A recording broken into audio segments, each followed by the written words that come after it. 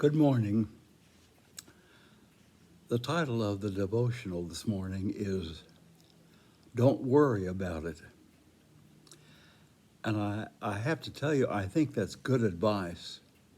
I really do. Many, if not most, of all the statements that Jesus made are to be read and heard and believed. Then, when you really believe them to be true for you, you can hear Jesus whispering, and don't worry about it.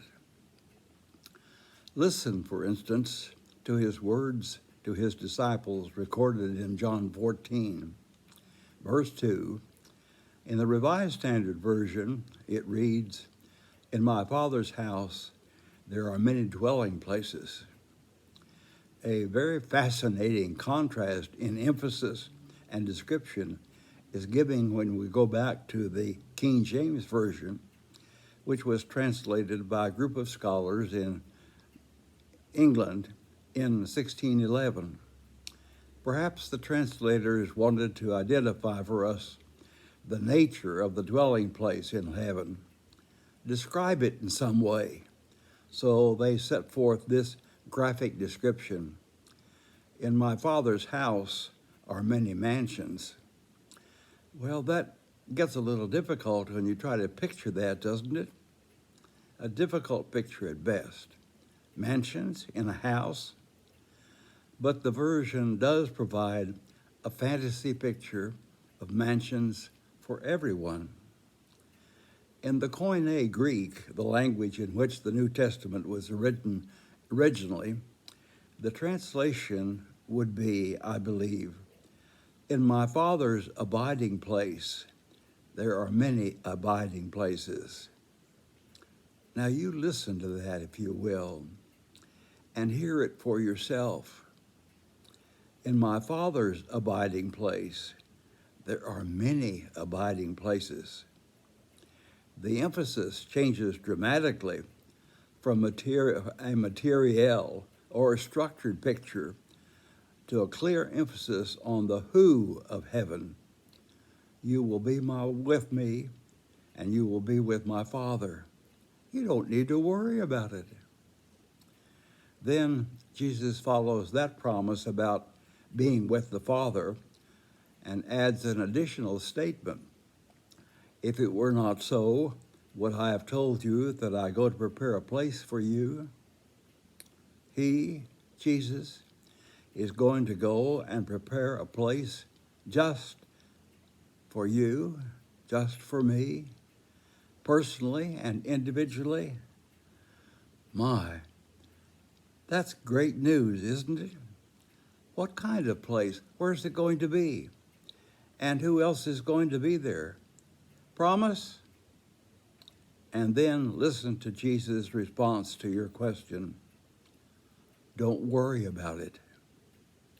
Then, as if to quiet our worries and concerns even more, Jesus says, "And if I go and prepare a place for you, I will come again and take you to myself, so that where I am, you may be also." Isn't there a high possibility that within these three declarations and promises, most, maybe not all, but most of the questions which we really need and want answers for are provided?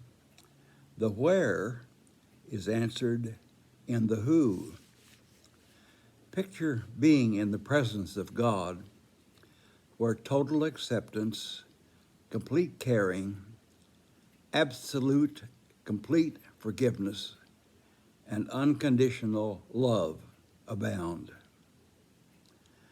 That's important enough to picture again by words, if you will, where total acceptance, complete caring, absolutely total forgiveness, and unconditional love abound. What a description. And I think Jesus says, don't worry about it. No hate, no thoughts of revenge or hurt or harm or damaging another, total respect and complete valuing for every person is felt by every person, every individual, everyone. The will of God for good, for loving, for forgiving, for caring, for concern for another, these are the hallmarks of heaven. Don't worry about it. Read on as Jesus makes clear for his apostles, his disciples, and hopefully for each one of us. He says, if you know me, you will know my Father also.